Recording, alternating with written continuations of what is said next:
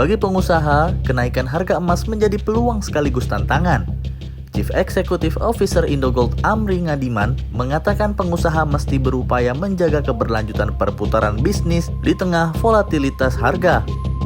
Tapi di sisi lain, kondisi ini juga mendorong permintaan emas sebagai instrumen investasi, katanya pada Kamis 22 Januari 2026. Harga emas melonjak.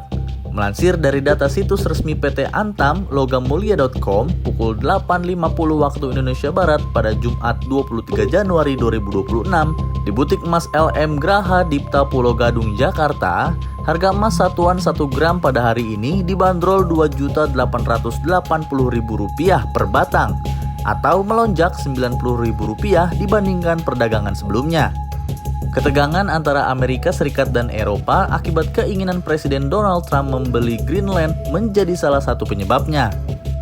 Gejolak itu mendorong kenaikan harga emas dunia.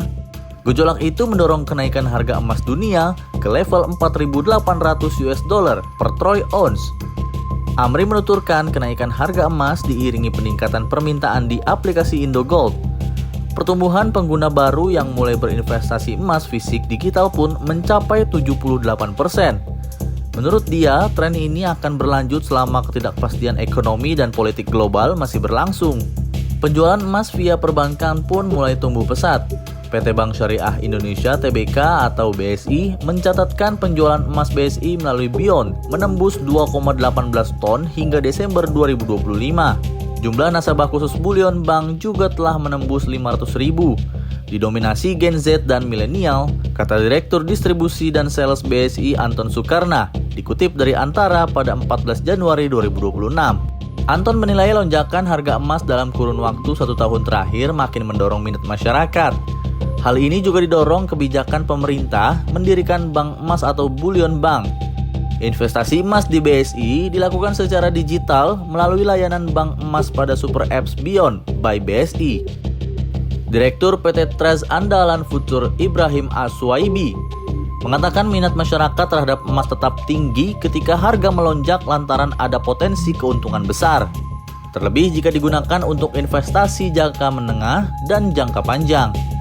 Meski menguntungkan investor, Ibrahim mengatakan kenaikan harga emas bisa berdampak negatif bagi perekonomian, apalagi ketika masyarakat mengalami panic buying, sehingga mengurangi konsumsi demi berinvestasi pada komoditas ini. Di sisi lain, Ibrahim berpendapat kondisi ini tak bisa dihindari karena ketidakpastian ekonomi masih terjadi. Pasalnya, meskipun pemerintah mencatatkan pertumbuhan ekonomi positif, kondisi real menunjukkan masyarakat masih dihadapkan pada sejumlah persoalan. Misalnya masalah kesulitan mencari pekerjaan atau resiko pemutusan hubungan kerja.